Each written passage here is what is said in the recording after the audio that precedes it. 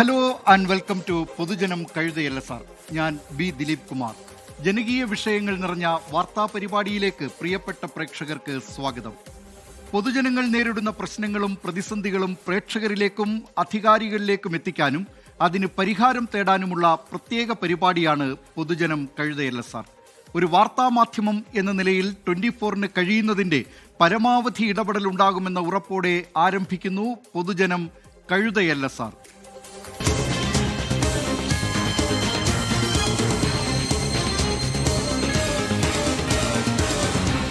പൊതുജനം കഴുതയല്ല സാർ.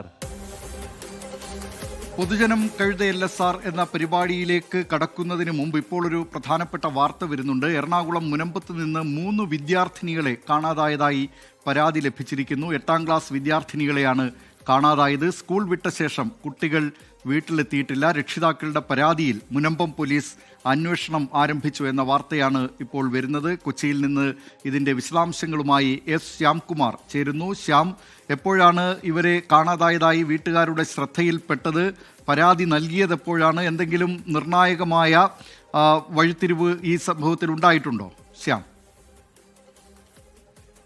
ഇന്ന് വൈകിട്ട് കുട്ടികൾ സ്കൂൾ വിട്ട ശേഷം പതിവായി വീട്ടിലെത്തേണ്ട സമയത്ത് എത്താതെ വരുന്നതിനെ തുടർന്നാണ് രക്ഷിതാക്കൾ അന്വേഷണം ആരംഭിച്ചത്.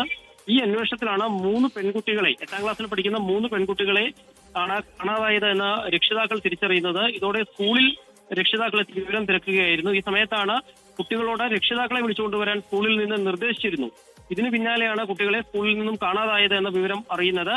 തുടർന്ന് വിവരം മുനമ്പം പോലീസിൽ അറിയിച്ചു. മുനമ്പം പോലീസിന്റെ നേതൃത്വത്തിൽ ഇപ്പോൾ പ്രദേശത്ത് തിരച്ചിൽ നടക്കുകയാണ്. കുട്ടികളെ കണ്ടെത്തുന്നതിനായിട്ട് പ്രദേശത്ത് പോലീസിന്റെ നേതൃത്വത്തിലുള്ള അന്വേഷണം നടക്കുകയാണ്. നിലവിൽ രക്ഷിതാക്കളുടെ പരാതിയിലാണ് അന്വേഷണം.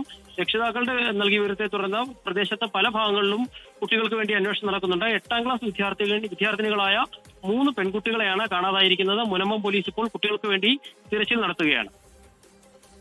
മുനമ്പത്ത് നിന്ന് കാണാതായ പെൺകുട്ടികൾക്കായി പോലീസ് അന്വേഷണം തുടങ്ങിയിരിക്കുന്നു. വീട്ടുകാരുടെ പരാതിയിലാണ് ഈ അന്വേഷണം. പെൺകുട്ടികളെ എത്രയും വേഗം കണ്ടെത്തട്ടെ, അല്ലെങ്കിൽ അവർ വഴിതെറ്റിപ്പോയിട്ടുണ്ടെങ്കിൽ, വീട്ടിലേക്കുള്ള വഴി അവർക്ക് തെറ്റിപ്പോയിട്ടുണ്ടെങ്കിൽ എത്രയും വേഗം അവർ തിരിച്ചെത്തട്ടെ എന്ന് പ്രത്യാശിക്കാം.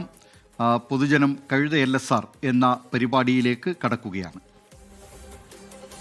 പൊതുജനം കഴുതയല്ല സാർ എന്ന് അധികാരികളോട് ഊന്നി പറയേണ്ട ഒരു കാര്യത്തിലേക്കാണ് ആദ്യം നിങ്ങളുടെ ശ്രദ്ധ ക്ഷണിക്കുന്നത്. വോട്ടുകാലമായതോടെ നാടെമ്പാടും ഉദ്ഘാടന മഹാമഹങ്ങൾ പൊടിപൊടിക്കുകയാണ്. 1.5 കോടി രൂപ ചെലവിട്ട് നിർമ്മിച്ച കുളം കാടുമൂടി കുളമായതും കുളമായ കുളം ഉദ്ഘാടനം ചെയ്യാനിരുന്നതും നാട്ടുകാർ തടഞ്ഞതും കഴിഞ്ഞ ദിവസം പൊതുജനം കഴുതയല്ല സാറിൽ പ്രേക്ഷകർ കണ്ടതാണ്. ഇനി കാണാൻ പോകുന്നതും തിരുവനന്തപുരത്ത് നിന്നുള്ള വിശേഷമാണ്. ഉദ്ഘാടനം നടത്താറായ കെട്ടിടത്തിന് കല്ലിടൽ കർമ്മം നടത്താനൊരുങ്ങുകയാണ് അവിടെ. നേരെ നമുക്ക് നന്ദിയോടെന്ന സ്ഥലത്തേക്ക് പോകാം. തദ്ദേശ തിരഞ്ഞെടുപ്പ് വിജ്ഞാപനത്തിന് ഇനി കുറച്ചുനാൾ മാത്രമാണ് ബാക്കിയുള്ളത്. അതുകൊണ്ട് തന്നെ പലയിടങ്ങളിലും കൊണ്ടുപിടിച്ച ഉദ്ഘാടന പരിപാടികളാണ് നടക്കുന്നത്. അങ്ങനെയിരിക്കെ കോൺക്രീറ്റിന് തയ്യാറായ കെട്ടിടത്തിന്റെ ശിലാസ്ഥാപനം നിർവഹിച്ച് മാതൃകയാവുകയാണ് ആരോഗ്യമന്ത്രി വീണ ജോർജ്.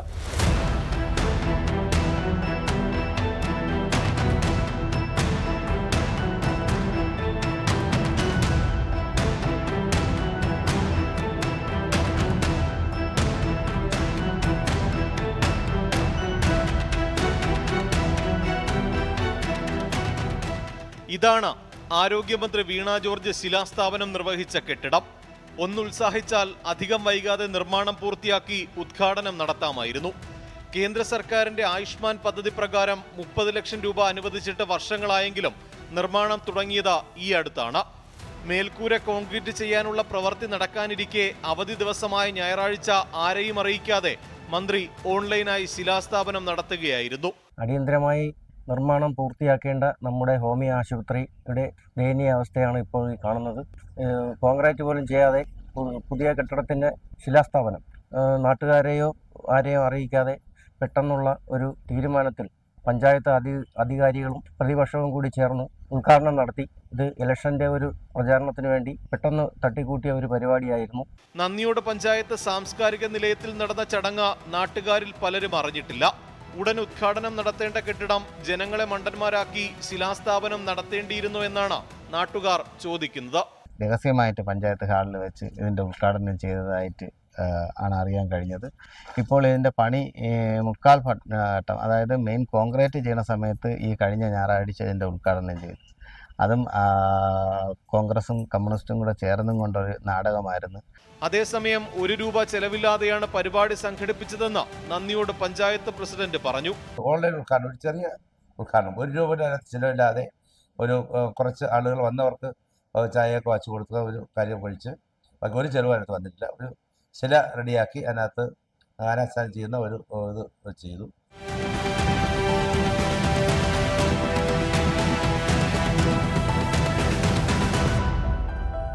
ഉദ്ഘാടനം ചെയ്യേണ്ട കെട്ടിടം ശിലാസ്ഥാപനം നടത്തിയതിനെതിരെ നാട്ടുകാരും പ്രതിഷേധത്തിലാണ്. കേന്ദ്ര ഫണ്ടിൽ നിർമ്മിച്ച കെട്ടിടത്തിന്റെ ക്രെഡിറ്റ് സംസ്ഥാന സർക്കാർ അടിച്ചുമാറ്റുന്നുവെന്നാണ് BJPയുടെ ആക്ഷേപം. MG പ്രതീഷ്, 24 തിരുവനന്തപുരം. പൊതുജനം കഴുതയല്ല സാർ. ആരിഫ് ഹാഷ്മി കളത്തൂർ എന്ന പ്രേക്ഷകൻ പറയുന്നു, കാസർഗോഡ് ബദിയടുക്ക പള്ളത്തടുക്ക റോഡ് ദുരിതാവസ്ഥയിലാണ്. നിത്യേന ഒരുപാട് വിദ്യാർത്ഥികളും യാത്രക്കാരുമാണ് ഇതുവഴി സഞ്ചരിക്കുന്നത്. രാഷ്ട്രീയ കളികൾ മറന്ന് പരിഹാരം കാണാൻ അധികാരികൾ ശ്രമിക്കണം, മാധ്യമങ്ങൾ ഇടപെടണം എന്നാണ് പറയുന്നത്. ഇക്കാര്യത്തിൽ ആ സ്ഥലത്തെ ജനപ്രതിനിധികൾ, ബദിയടുക്ക പഞ്ചായത്തുമായി ബന്ധപ്പെട്ട അധികാരികൾ ഇവരൊക്കെ സത്വര നടപടി സ്വീകരിക്കണം എന്ന് പൊതുജനം കഴുതയല്ല സാർ അഭ്യർത്ഥിക്കുകയാണ്. ഇപ്പോൾ നമ്മൾ ഒരു വാർത്ത കണ്ടല്ലോ, അവിടെ നിന്ന് നമ്മൾ നേരെ പോകുന്നത് തിരുവനന്തപുരത്തെ നന്ദിയോട് എന്ന സ്ഥലത്തേക്കാണ്. അവിടെ ഉദ്ഘാടനത്തിന് തയ്യാറാകുന്ന കെട്ടിടത്തിന് ഇടാനാണ് നേരത്തെ നമ്മൾ കണ്ട ഒരു വാർത്ത ശ്രദ്ധിച്ചിരുന്നു. അത് ഒരുങ്ങുന്നതെങ്കിൽ ഇടുക്കിയിലെ നെടുങ്കണ്ടത്ത് താലൂക്ക് ആശുപത്രിയുടെ പുതിയ കെട്ടിടം എന്ന് പണി തീരും എന്നറിയാത്ത സ്ഥിതിയാണ്. എന്ന് തീരുമെന്ന് ചോദിച്ചാൽ അധികൃതരുടെ ഉത്തരം നാളെ എന്നാണ്. അതങ്ങനെ നീളയാകുന്നു എന്നതാണ് പ്രശ്നം. 2 വർഷം കൊണ്ട് തീരേണ്ട കെട്ടിട നിർമ്മാണം 5 വർഷം കഴിഞ്ഞിട്ടും പാതി വഴിയിൽ തുടരുകയാണ്. നമ്മൾ നന്ദിയോട് നിന്ന് നേരെ നെടുങ്കണ്ടത്തേക്ക്, ഇടുക്കിയിലെ നെടുങ്കണ്ടത്തേക്കാണ് പോകുന്നത്. ചെറുതോണിയിലുണ്ടായിരുന്ന ഇടുക്കി ജില്ലാ ആശുപത്രി മെഡിക്കൽ കോളേജായി ഉയർത്തിയതിനു പിന്നാലെ നെടുങ്കണ്ടം താലൂക്ക് ആശുപത്രിയെ ജില്ലാ ആശുപത്രിയായി സർക്കാർ ഉയർത്തിക്കൊണ്ടുള്ള പ്രഖ്യാപനം നടത്തി. അതിന്റെ ഭാഗമായിട്ടുള്ള കെട്ടിട നിർമ്മാണ ജോലികളൊക്കെയാണ് ഇഴഞ്ഞിഴഞ്ഞിങ്ങനെ നീങ്ങിക്കൊണ്ടിരിക്കുന്നത്. പ്രഖ്യാപനങ്ങൾ പലത് കണ്ട നാട്ടുകാർക്ക് കെട്ടിട നിർമ്മാണ ജോലിയുടെ ഈ അവസ്ഥ കണ്ടിട്ട് പുതുമയൊന്നും തോന്നുന്നില്ല എന്നുള്ളതാണ് വസ്തുത. 2 വർഷത്തിൽ പൂർത്തിയാകേണ്ട കെട്ടിട നിർമ്മാണം 2020 ഫെബ്രുവരി 3 ആരംഭിച്ചെങ്കിലും 5 വർഷത്തിനിപ്പുറവും പാതി വഴിയിലാണ്. ഇതിനിടെ കോവിഡ് മൂലം നിർത്തിവെക്കേണ്ടി വന്നതും നിർമ്മാണം വൈകാൻ കാരണമായി. നിലവിൽ വളരെ കുറച്ച് ജോലിക്കാരുമായി പേരിന് മാത്രമാണ് നിർമ്മാണ പ്രവർത്തനങ്ങൾ നടക്കുന്നത്. ഏറ്റവും ഒടുവിൽ കഴിഞ്ഞ ദിവസം നടന്ന ജില്ലാ ആശുപത്രി നിർമ്മാണ മോണിറ്ററിംഗ് കമ്മിറ്റി മീറ്റിംഗിൽ മന്ത്രി വീണ ജോർജ് കരാർ കമ്പനിയെ അതൃപ്തി അറിയിച്ചു. മുൻപ് തന്നെ വ്യാപക പ്രതിഷേധം ഉയർന്നിട്ടും മന്ത്രിതലത്തിൽ ഇടപെടൽ ഉണ്ടായില്ലെന്ന ആക്ഷേപമുണ്ട്. എത്രയും പെട്ടെന്ന് ഇതിന്റെ പണി തീർത്തിട്ട് കഴിഞ്ഞാൽ ഞങ്ങളെ പോലുള്ള ഓട്ടക്കാർക്കും അതുപോലെ ഒരുപാട് പേർക്കും പ്രയോജനമാണ്, പ്രത്യേകിച്ച് പാവപ്പെട്ടവർക്ക്. നടക്കുന്ന നിർമ്മാണ പ്രവർത്തനങ്ങൾ ഒച്ചിഴയുന്ന പോലെ ഇഴഞ്ഞു നീങ്ങുന്നതിനെതിരെ ഇവിടുത്തെ ജനങ്ങൾക്ക് അതിയായ പ്രതിഷേധമുണ്ട്. ഇപ്പം നിലവിലെ Kottayam medical college, Theni medical കോളേജിലൊക്കെയാണ് ഇവിടെ നിന്നുള്ള സാധാരണക്കാരും വരുമാനം കുറഞ്ഞ ആൾക്കാരും ഒക്കെ പോയിക്കൊണ്ടിരിക്കുന്നത്. ഇത് പണി പൂർത്തീകരിച്ചു കഴിഞ്ഞാൽ വളരെയധികം പ്രയോജനമാകും. നിർമ്മാണം വൈകുന്നതിനെതിരെ പലതവണ ഇടത് നേതാക്കളിൽ നിന്നുൾപ്പെടെ പ്രതിഷേധമുയർന്നിരുന്നു. ബില്ലുകൾ യഥാസമയം മാറി നൽകുന്നില്ലെന്ന ആക്ഷേപവുമായി കരാറുകാരും മുൻപ് രംഗത്തെത്തിയിരുന്നു. കിഫ്ബി ഫണ്ടായ 59.29 കോടി രൂപ ചെലവിലാണ് കെട്ടിടങ്ങൾ നിർമ്മിക്കുന്നത്. സാധാരണക്കാരായ തോട്ടം തൊഴിലാളികൾ ഉൾപ്പെടെ ആയിരക്കണക്കിന് ആളുകൾ ദിനം പ്രതി ആശ്രയിക്കുന്ന ആശുപത്രിയാണ് നെടുങ്കണ്ടത്തെ താലൂക്ക് ആശുപത്രി. ഇപ്പോൾ ഉണ്ടായിരിക്കുന്നത് നിർമ്മാണ ജോലികൾ ഏറ്റെടുത്തിരിക്കുന്ന കരാറ് കമ്പനിക്കുണ്ടായ വീഴ്ചയാണ്. അതിങ്ങനെ തുടരാൻ പാടില്ല. എത്രയും വേഗം പരിഹരിക്കണം. കെട്ടിട നിർമ്മാണം പൂർത്തിയാക്കണം. അത് അടിയന്തരമായി തന്നെ ഉണ്ടാവുകയും ചെയ്യണം. സുമിത്രൊപ്പം രാഹുൽ വിജയൻ, 24 ഇടുക്കി. പൊതുജനം കഴുതയല്ല സാർ. 2 സർക്കാർ കെട്ടിടങ്ങളുടെ അവസ്ഥ പ്രേക്ഷകർ കണ്ടല്ലോ. ഒരിടത്ത് കെട്ടിടം പണി തീരാറാകുമ്പോൾ കല്ലിടാൻ പോകുന്നു, മറ്റൊരിടത്ത് വർഷങ്ങളായിട്ടും നിർമ്മാണം എങ്ങുമെത്താത്ത അവസ്ഥ. കാട്ടിലെ തടി തേവരുടെ ആന എന്ന മട്ടിൽ അധികാരികളും. ഇനി കാണാൻ പോകുന്നത് പണി തീർന്ന് വർഷങ്ങളായിട്ടും ജനങ്ങൾക്ക് തുറന്നു കൊടുക്കാത്ത ഒരു സർക്കാർ കെട്ടിടത്തെക്കുറിച്ചാണ്. നമ്മുടെ നികുതിപ്പണമാണ് ഈ കാടുമൂടി കിടക്കുന്നതെന്ന് ബന്ധപ്പെട്ടവർക്ക് ഓർമ്മ വേണം. പൊതുജനം കഴുതയല്ല സാർ എന്നേ ഇവരോടൊക്കെ തൽക്കാലം പറയാനുള്ളൂ. ഇടുക്കി ജലാശയത്തിന്റെ വിദൂര കാഴ്ചയും അതുപോലെ തന്നെ മനോഹരമായ കാലാവസ്ഥയും കൊണ്ട് ഏറെ ശ്രദ്ധേയമാണ് ഇടുക്കി ജില്ലയിലെ കാൽവരി മൗണ്ട് ടൂറിസം സ്പോട്ട്. ഇവിടെ എത്തുന്ന വിനോദസഞ്ചാരികൾക്ക് വിശ്രമിക്കുന്നതിന് വേണ്ടിയാണ് എനിക്ക് പിന്നിൽ കാണുന്ന ഈ ടൂറിസം കോംപ്ലക്സ് നിർമ്മിച്ചത്. ഇടുക്കി ബ്ലോക്ക് പഞ്ചായത്തിന് കിട്ടിയ മികച്ച ബ്ലോക്ക് പഞ്ചായത്ത്, നിർമ്മൽ ഗ്രാം എന്നീ കേന്ദ്ര സർക്കാർ പുരസ്കാരത്തിൽ നിന്നുള്ള 40 ലക്ഷം ഉൾപ്പെടെ 92 ലക്ഷം രൂപ ചെലവഴിച്ചാണ് ടൂറിസം കോംപ്ലക്സ് പണിതത്. കാൽവരി മൗണ്ടിലെ വിനോദസഞ്ചാര മേഖലയ്ക്ക് പുത്തൻ ഉണർവ് നൽകുമെന്ന പ്രതീക്ഷയിൽ ടൂറിസം കോംപ്ലക്സ് നിർമ്മിക്കാൻ നാട്ടുകാരൻ 5 സെന്റ് സ്ഥലം സൗജന്യമായി വിട്ടു നൽകിയിരുന്നു.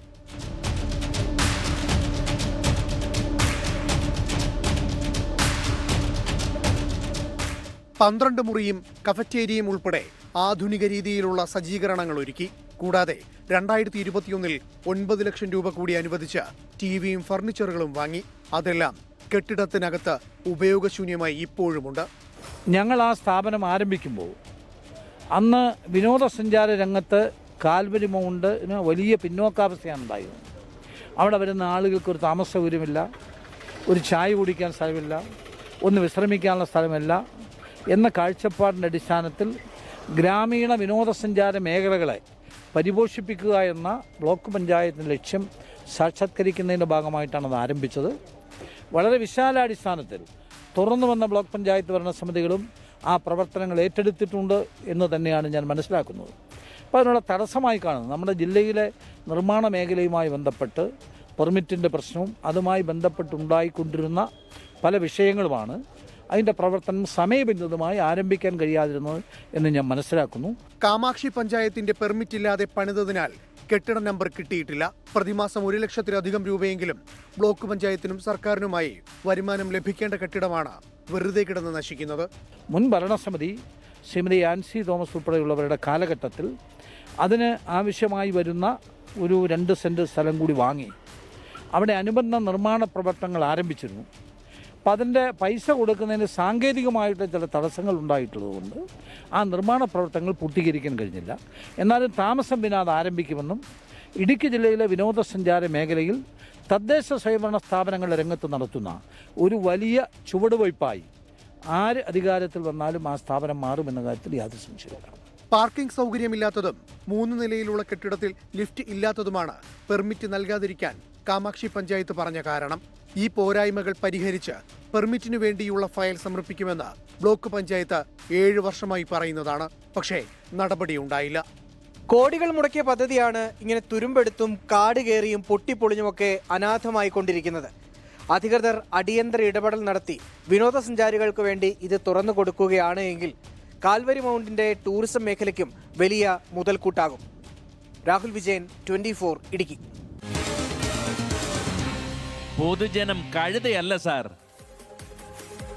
രവികുമാർ PB എന്ന പ്രേക്ഷകൻ പറയുന്നു, പ്ലാൻ പാസാക്കി ഫണ്ട് അടിച്ചു മാറ്റി എല്ലാവർക്കും വീതിച്ചു നൽകിയാൽ പണി തീർക്കാൻ പണം വേണ്ടേ എന്ന ചോദ്യമാണ് ഉന്നയിക്കുന്നത്. അതുപോലെ മറ്റു നിരവധി പ്രേക്ഷകരും ഇതുമായി ബന്ധപ്പെട്ട്, ഈ ധൂർത്തുമായി ബന്ധപ്പെട്ട്, അതുപോലെ ഈ ജനങ്ങളുടെ നികുതി പണം അനാവശ്യമായി ചെലവഴിക്കുന്നതിനെക്കുറിച്ചുമൊക്കെ നിരവധി പ്രതികരണങ്ങൾ വന്നുകൊണ്ടിരിക്കുന്നുണ്ട്. നികുതിപ്പണത്തിൻ്റെ ധൂർത്ത് കണ്ട് പ്രേക്ഷകർക്ക് മടുത്തെങ്കിൽ നമുക്ക് മറ്റൊരു വിശേഷത്തിലേക്ക് പോകാം. കാര്യമറിഞ്ഞാൽ ഈ കടയോട് കാറുകൾക്കെന്തോ കലിപ്പുണ്ടെന്ന് തോന്നും. കാറുകൾക്ക് മാത്രമല്ല, മറ്റു ചില വാഹനങ്ങൾക്കുമുണ്ട് പ്രശ്നം. കൊല്ലം പുനലൂർ അലിമുക്കിലെ ബൈജുവിൻ്റെ കടയിലേക്ക് 10ാം തവണയും കാർ പാഞ്ഞു കയറി. ബൈജുവിൻ്റെ കടയല്ല പ്രശ്നം, ഡ്രൈവർമാരുടെ അശ്രദ്ധയാണെന്നതിൽ സംശയമില്ല. കാര്യമെന്തായാലും ബൈജുവിന് ഇതൊരു പുലിവാലാണ്. അപ്പോൾ നമുക്ക് പുനലൂർ അലിമുക്ക് വരെ ഒന്ന് വേഗം പോയി വരാം. സുമതി വളവ് പോലെ നാട്ടുകാർ ഇന്ന് ഏറെ ഭയപ്പെടുന്ന ഒരു കൊടും വളവിലാണ് ഞാൻ നിൽക്കുന്നത്. പുനലൂർ മൂവാറ്റുപുഴ പാതയിലെ അലിമുക്കിലാണ് ഈ കൊടും വളവ്. ഇവിടെ ഒന്നും രണ്ടുമല്ല 10 അപകടങ്ങളാണ് പോയ ചില മാസങ്ങൾക്കിടയിൽ മാത്രം ഉണ്ടായിട്ടുള്ളത്. ആ അപകടങ്ങൾ അത്രയും തകർത്തെറിഞ്ഞത് എനിക്ക് പിന്നിൽ കാണുന്ന ഈ ചായക്കടയാണ്.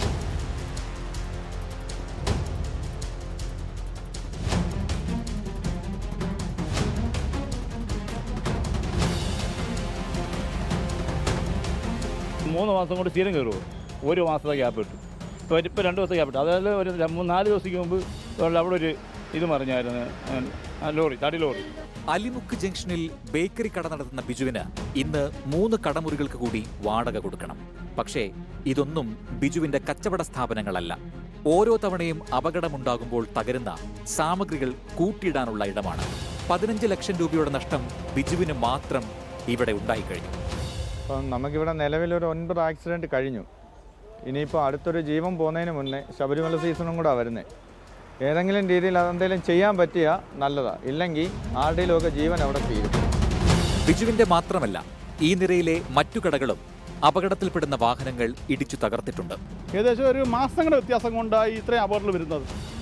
ഇപ്പം ഇവിടെ രാത്രികാലങ്ങളിലാണ് ഏറ്റവും കൂടുതൽ ആക്സിഡൻറ്റുകൾ വരുന്നത്.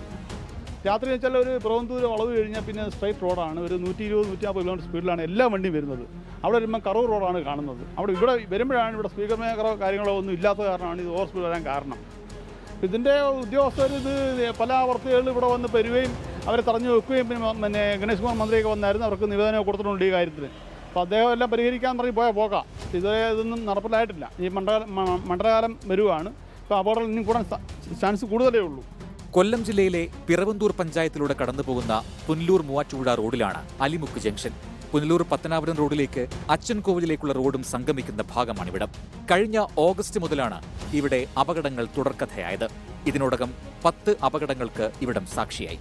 അത് റോഡിൻ്റെ അലൈൻമെൻ്റ് ഒരു വ്യത്യാസത്തിൻ്റെ അടിസ്ഥാനത്തിലാണ് ഇങ്ങനെ സ്പീഡിൽ വരുന്ന വാഹനങ്ങൾ പെട്ടെന്ന് ബ്രേക്ക് ഇടുന്ന അടിസ്ഥാനത്തിൽ തന്നെ സ്കിഡ് ചെയ്ത് അപകടത്തിലേക്ക് പോകുന്ന പതിവാകുകയാണ്. ഇത് ഒരു സിഗ്നൽ ഡേ ഒക്കെ കൊടുത്ത് ഇതിൻ്റെ അതോറിറ്റി സംരക്ഷിച്ചില്ല എങ്കിൽ നാളെയും വലിയ അപകടത്തിലേക്ക് തന്നെ പോകുന്ന ഒരവസ്ഥ നമുക്കെല്ലാം കാണാൻ കഴിയുന്നുണ്ട്. ഈ അപകടങ്ങളൊന്നും തന്നെ വാഹനങ്ങൾ തമ്മിൽ കൂട്ടിയിടിച്ചുണ്ടാകുന്നതല്ല, വളവിൽ വഴിതെറ്റിയുണ്ടാകുന്നതാണ്. മിക്ക അപകടങ്ങളും അർദ്ധരാത്രിയിലോ പുലർച്ചെയോടെയോ ആണ് സംഭവിക്കുന്നത്. പിക്കപ്പിൽ തുടങ്ങിയതാണ് ഇടി കഴിഞ്ഞ വർഷം ജനുവരി 16-ന്. പിന്നെ ഒരിടവേള കഴിഞ്ഞ് ഈ ജനുവരിയിൽ സ്വകാര്യ കാർ, തൊട്ടുപിന്നാലെ അയ്യപ്പ ഭക്തർ സഞ്ചരിച്ച വാഹനം, ഓഗസ്റ്റ് സെപ്റ്റംബർ തൊട്ട് പിന്നെ കാറുകൾ പലത്. ഇടയ്ക്ക് വാഴക്കുല കയറ്റി വന്ന വാഹനവും ടോറസ് ലോറിയും. തടി കയറ്റി വന്ന ലോറി തലകീഴായാണ് മറിഞ്ഞത്. ഏറ്റവും ഒടുവിൽ സ്വിഫ്റ്റ് കാറും. ഒന്നിനു പിറകെ ഒന്നായി അപകടങ്ങൾ പെരുകുമ്പോഴും KSTP അധികൃതർക്കടക്കം പരാതി നൽകിയിട്ടും യാതൊരു നടപടിയും ഉണ്ടാകുന്നില്ലെന്ന് നാട്ടുകാർ പറയുന്നു. വന്ന് കണ്ടു പോന്നല്ലാതെ ഒരു നിയമവും ഇവിടെ എടുത്തിട്ടില്ല. അതുകൊണ്ട് ഒരു വേലിയോ എന്തെങ്കിലും ആ പുള്ളിക്കാരൻ പറഞ്ഞു പാറ ഞാൻ ഇറക്കും എന്ന് പറഞ്ഞപ്പോൾ എല്ലാവരും കൂടെ പറഞ്ഞു വേണ്ട, ഞങ്ങൾ എന്തുവാന്ന് വെച്ചാൽ അതിൻ്റെ നിയമങ്ങൾ ചെയ്യാമെന്ന് പറഞ്ഞതല്ലാതെ ഒന്നും ചെയ്തിട്ടില്ല. റോഡിന്റെ അശാസ്ത്രീയ നിർമ്മാണവും കൊടും വളവുമാണ് അപകട കാരണമെന്നാണ് നാട്ടുകാർ ചൂണ്ടിക്കാണിക്കുന്നത്. സിഗ്നൽ ലൈറ്റും സ്പീഡ് ബ്രേക്കറും ബലമുള്ള കൈവരികളും സ്ഥാപിച്ചാൽ ഒരു പരിധിവരെ അപകടങ്ങൾ കുറയ്ക്കാനാകുമെന്നാണ് നാട്ടുകാർ പറയുന്നത്. മണ്ഡലമാസമാകുന്നതോടെ ഈ പാതയിൽ തീർത്ഥാടകരുടെ തിരക്ക് വർദ്ധിക്കും. അതിനു മുൻപ് അപകടങ്ങൾ കുറയ്ക്കുന്നതിനുള്ള ക്രമീകരണങ്ങൾ അധികൃതർ ഒരുക്കിയില്ലെങ്കിൽ വലിയ ദുരന്തങ്ങൾക്കാകും അലിമുക്ക സാക്ഷിയാവുക. സുജിത് സുരേന്ദ്രൻ, 24, കൊട്ടാരക്കര. പൊതുജനം കഴുതയല്ല സാർ. ഇനി നമ്മൾ നേരെ പോകുന്നത് കൊച്ചിയിലേക്കാണ്. കൊച്ചി നഗരഹൃദയത്തിൽ 26 നിലകൾ വീതമുള്ള 2 കൂറ്റൻ ഫ്ളാറ്റ് സമുച്ചയങ്ങളുണ്ട്. അതിൽ 2 ടവറുകളിലുമായി താമസിക്കുന്നത് ഒരേ ഒരു കുടുംബമാണ്. വിശാലമായ ഈ ഫ്ളാറ്റിൽ ആശ്വാസത്തോടെ കഴിയേണ്ടതാണ് ഈ കുടുംബം. പക്ഷേ നെഞ്ചിൽ തീയുമായാണ് ഇവരുടെ താമസം. അവരുടെ നെഞ്ചിലെ തീയുടെ കാര്യമെന്താണെന്ന് അന്വേഷിച്ചു വരാം. ഇതാണ് 29 നിലകളുള്ള ചന്ദേർകുഞ്ച് ആർമി ടവർ. നിർമ്മാണത്തിലെ അപാകത കാരണം ഈ ടവർ പൊളിക്കണമെന്ന് ഹൈക്കോടതി ഉത്തരവിട്ടത് കഴിഞ്ഞ ഫെബ്രുവരിയിലാണ്. പക്ഷേ ഇപ്പോഴും ഇവിടെ ഒരു കുടുംബം മാത്രം താമസിക്കുന്നു. മറ്റുള്ള 207 കുടുംബങ്ങളും ഇവിടെ നിന്നും മാറിപ്പോയി. റിട്ടയർഡ് കേണൽ സിബി ജോർജിന്റെ കുടുംബമാണ് ഇവിടെ ഒറ്റയ്ക്ക് താമസിക്കുന്നത്. എന്തുകൊണ്ടാണ് അദ്ദേഹം ഒറ്റയ്ക്ക് താമസിക്കുന്നത്? അതിൽ ഒരു നീതിയുടെ പോരാട്ടത്തിന്റെ കഥയുണ്ട്. 2018 ചന്ദർകുഞ്ച് ആർമി ഫ്ളാറ്റ് സമുച്ചയങ്ങൾ കുടുംബങ്ങൾക്ക് കൈമാറിയത്. അന്നു മുതൽ തന്നെ ഫ്ളാറ്റിന്റെ നിർമ്മാണത്തെ ചൊല്ലിയും അതിലുപയോഗിച്ച വസ്തുക്കളുടെ ഗുണമേന്മയെ ചൊല്ലിയും വ്യാപക പരാതി ഉയർന്നു. ഹൈക്കോടതി പൊളിക്കാൻ ഉത്തരവിട്ടതോടെ അതിന്റെ നടപടിക്രമങ്ങൾ ഒരു വശത്ത് നടക്കുന്നു. ഇവ പൊളിച്ച് അവിടെ മറ്റൊരു ഫ്ളാറ്റ് ഇനി കെട്ടണം. എസ്റ്റിമേറ്റായി കണക്കാക്കുന്നത് തന്നെ 250 കോടി രൂപയാണ്. നിലവിൽ എപ്പോൾ വേണമെങ്കിലും പൊളിഞ്ഞു വീഴാമെന്ന അവസ്ഥയിലാണ് മാനം മുട്ടേ നിൽക്കുന്ന 2 കെട്ടിടങ്ങൾ. അവിടെയാണ് മാറി താമസിക്കാതെ റിട്ടയർഡ് കേണൽ സിബി ജോർജിന്റെ കുടുംബം കഴിയുന്നത്. അതിനു കാരണം മാറി താമസിക്കാനുള്ള വാടക തുക നൽകുന്ന ലിസ്റ്റിൽ നിന്ന് സിബി ജോർജിനെ ഒഴിവാക്കി എന്നതാണ്. പുനർനിർമ്മാണം പൂർത്തിയാകുന്നതുവരെ കുടുംബങ്ങൾക്ക് മാറി താമസിക്കുന്നതിന് ആർമി വെൽഫെയർ ഹൗസിംഗ് ഓർഗനൈസേഷൻ വാടക തുക നൽകും. ഇതാണ് സിബിക്ക് നിഷേധിച്ചത്. പ്രശ്നം എന്താണെന്ന് വെച്ച് കഴിഞ്ഞാൽ ഇവർക്ക് എന്നോട് വ്യക്തിപരമായിട്ടൊരു വിരോധമായി. കാരണം ഇപ്പോൾ ഏകദേശം 250 കോടി രൂപയുടെ എസ്റ്റിമേറ്റാണ് ഇത് ഇവാക്യുവേറ്റ് ചെയ്ത് ഡിമോളിഷ് ചെയ്ത് റീകൺസ്ട്രക്ട് ചെയ്ത് കൈമാറുക എന്നുള്ളത്. ഈ 250 കോടി രൂപ ഞങ്ങൾ 208 പേര് ഓണേഴ്സിൻ്റെ തലയിൽ കെട്ടിവെച്ച് അവർക്ക് കൈ ഒഴിയാനായിരുന്നു അവരുടെ പ്ലാൻ. ഞാൻ അല്പം മുൻകൈ എടുത്തു, മറ്റു പലരെയും പോലെ ഇതിനായിട്ട് ഇറങ്ങി തിരിച്ചു. അവസാനം കോടതിയുടെ ഉത്തരവ് മൂലം അത് അവർക്ക് നടക്കില്ലെന്നായി. ഈ പണം ഉത്തരവാദിത്തം മുഴുവൻ അവർ ഏറ്റെടുക്കണം, ഈ പണം അവർ തന്നെ ചെലവാക്കണം. അത് കൂടാതെ ക്രിമിനൽ കംപ്ലയിൻസ് ഉണ്ട്. ഇതുവരേക്കും ഏകദേശം 4-5 FIR ഉണ്ടെന്നാണ് ഇപ്പോൾ എൻ്റെ അറിവ്. ഞങ്ങൾ ഒരു CBI എൻക്വയറിക്കായിട്ട് കോടതിയെ ഇപ്പോൾ സമീപിച്ചിരിക്കുകയാണ്. അപ്പോൾ ഇത് നമ്മൾ ഇത്രയുമൊക്കെ ചെയ്തിട്ടും ഇവർ എനിക്കെതിരെ വ്യക്തിപരമായിട്ടൊരു വിരോധം, ഒരു വൈരാഗ്യം, എങ്ങനെയും ജീവൻ തന്നെ അപകടപ്പെടുത്തുന്ന ഒരു രീതിയിലേക്ക് വന്നിരിക്കുകയാണ്. അതിലാണ് ഒരല്പം ഒരു വിഷമവും ഒക്കെ തോന്നുന്നത്. After all we all talk that there is zero tolerance four corruption. Where is that zero tolerance? There is full tolerance for corruption. That's what I am seeing here. 30,000 മുതൽ 35,000 രൂപ വരെയാണ് നിശ്ചയിച്ചിരിക്കുന്ന വാടക. നിർമ്മാണത്തിന്റെ പിഴവാണ് 7 വർഷത്തിനിടെ ബലക്ഷയത്തിന് കാരണമെന്ന് സിബി ജോർജ് സധൈര്യം പറഞ്ഞിരുന്നു. ഇതിലെ വൈരാഗ്യമാണ് ഇപ്പോഴത്തെ നീക്കത്തിന് പിന്നിലെന്നും ആക്ഷേപം. നിലവിൽ ഈ കുടുംബം നേരിടുന്നത് വലിയ പ്രതിസന്ധികളാണ്. നിങ്ങൾ ആ ഗേറ്റിൻ്റെ അവിടെ എത്തുമ്പോൾ തന്നെ അറിയാം, അവിടെ മുതൽ എനിക്കെതിരായിട്ടുള്ള പ്രവൃത്തി തുടങ്ങിയാണ്. ആരെയും കടത്തിവിടില്ല. ഞാനിവിടെ താമസിക്കുമ്പോൾ എൻ്റെ എൻ്റെ ഓണർഷിപ്പുള്ള പ്രോപ്പർട്ടിയിൽ എനിക്കൊരു ഗസ്റ്റ് വന്നാൽ അത് തടയുന്നത് തെറ്റെന്ന് മാത്രമല്ല, ഒരു ക്രിമിനൽ കുറ്റം കൂടിയാണ്. പക്ഷേ അവിടെ അവരെ കയറ്റിവിടില്ല. എല്ലാവിധ ബുദ്ധിമുട്ടുകളും, ന്യൂയിസൻസും ഹറാസ്മെൻറ്റും. അത് കഴിഞ്ഞ് പിന്നെ ജാനിറ്റർ സർവീസ് മുഴുവൻ ക്ലോസ് ചെയ്തു. ജനറേറ്റർ സർവീസ് ഇപ്പോൾ ഇല്ലെന്ന് തോന്നുന്നു. പിന്നെ ഇങ്ങനെയുള്ള എല്ലാവിധ സർവീസസും മുടക്കി വെച്ച് എത്രയും ബുദ്ധിമുട്ടിക്കാമോ അതെല്ലാം ചെയ്യാൻ അവർ ശ്രമിക്കുക. വാടക നൽകണമെന്ന് ജില്ലാ കലക്ടർ കഴിഞ്ഞ ആഴ്ച കൂടി വീണ്ടും ഉത്തരവിട്ടതാണ്. പക്ഷേ നടപ്പാകുന്നില്ല. ഒരു നടപടിയും ഉണ്ടാകുന്നുമില്ല. 2 ദിവസം മുൻപ് അടർന്നു വീണതിന്റെ ബാക്കിയാണ് ഈ കിടക്കുന്നത്. അതിൽ കോൺക്രീറ്റ് പാളികൾ ഉൾപ്പെടെയുണ്ട്. ഇതിനെല്ലാം മറുപടി പറയേണ്ടവർ, ഉത്തരവാദിത്തം ഏൽക്കേണ്ടവർ എവിടെ എന്ന ചോദ്യം മാത്രം ബാക്കി. നിരന്തരമായി ചോദ്യമുയർത്തിയ, ഇതിനെതിരെ സംസാരിച്ച ആളുകൾ ഒറ്റപ്പെടുന്ന കാഴ്ചയാണിവിടെ. രാഹുൽ VS-നൊപ്പം വിപിൻ C വിജയൻ, 24 കൊച്ചി. പൊതുജനം കഴുതയല്ല സാർ. ഇനിയൊരു പൊതുജനം കഴുതയല്ല സാർ ഇമ്പാക്റ്റിലേക്കാണ്. കഴിഞ്ഞ ദിവസം പൊതുജനം കഴുതയല്ല സാറിൽ വയനാട് പുൽപ്പള്ളി സാമൂഹ്യാരോഗ്യ കേന്ദ്രത്തിലെ OP പരിശോധന തുറന്ന ഹാളിൽ നടത്തുന്ന വാർത്തയുണ്ടായിരുന്നു. പൊതുജനം കഴുതയല്ല സാർ കണ്ട സംസ്ഥാന മനുഷ്യാവകാശ കമ്മീഷന്റെ ജുഡീഷ്യൽ അംഗം K. ബൈജുനാഥ് സ്വമേധയാ കേസെടുക്കുകയും ചെയ്തു. ഇന്ന് ഈ കൺസൾട്ടേഷൻ റൂമിലേക്ക് മാറ്റി എന്ന വാർത്തയാണ്. ഇങ്ങനെ മാറ്റാൻ കഴിയുന്ന ആശുപത്രി അധികൃതരോട് പറയാനുള്ള ഒരു കാര്യം മാത്രമേ ഉള്ളൂ, പൊതുജനം കഴുതയല്ല സാർ. ഈ വാർത്തയുടെ വിവരങ്ങളുമായി ഇപ്പോൾ നിഖിൽ പ്രമേഷ് ചേരുന്നു. നിഖിൽ പ്രമേഷ്, കഴിഞ്ഞ ദിവസം പൊതുജനം കഴുതയല്ല സാറിലാണ് ഈ വിവരങ്ങൾ വന്നത്, ഈ വാർത്ത വന്നത്. അത് പ്രേക്ഷകർ കണ്ടു, മനുഷ്യാവകാശ കമ്മീഷൻ കണ്ടു, നടപടിയായി. ഇന്നിപ്പോൾ ഈ രോഗികളുടെ സ്വകാര്യത മാനിച്ചുകൊണ്ട് അവരെ കൺസൾട്ടേഷൻ റൂമിലേക്ക് ചെക്കപ്പിനൊക്കെ കൊണ്ടുപോവുകയും ചെയ്യുന്നു. അവിടെയാണ് ഇന്ന് മുതൽ ഈ പരിശോധനകൾ നടത്തുന്നത്. പറയൂ വിശദാംശങ്ങൾ. ദിലീപ് കുമാർ, അത് തന്നെയാണ് കാര്യം. അതായത് ഓരോ രോഗികൾക്കും, അവിടെ എത്തുന്ന ഓരോ രോഗികൾക്കും അവരുടെ സ്വകാര്യത മാനിക്കപ്പെടേണ്ടതുണ്ട്. ഒരു തുറസായ ഹാളിൽ വെച്ചാണ് കഴിഞ്ഞ 1 മാസത്തോളം അവിടെ കൺസൾട്ടേഷൻ നടന്നിരുന്നത്. ഇത് നമ്മൾ വാർത്തയാക്കുകയും കഴിഞ്ഞ ദിവസം നമ്മുടെ സുർജിത് അയ്യപ്പത്ത് ഈ പൊതുജനം കഴുതയില്ല സാർ പരിപാടിയിൽ തന്നെയാണ് ഇതുമായി ബന്ധപ്പെട്ട വാർത്ത നൽകിയത്. അതിന് പിന്നാലെയാണ് ഇപ്പോൾ മനുഷ്യാവകാശ കമ്മീഷൻ ഈ വിഷയത്തിൽ ഒരു ശക്തമായിട്ടുള്ള നിലപാട് സ്വീകരിക്കുന്ന സാഹചര്യം ഉണ്ടാകുന്നത്.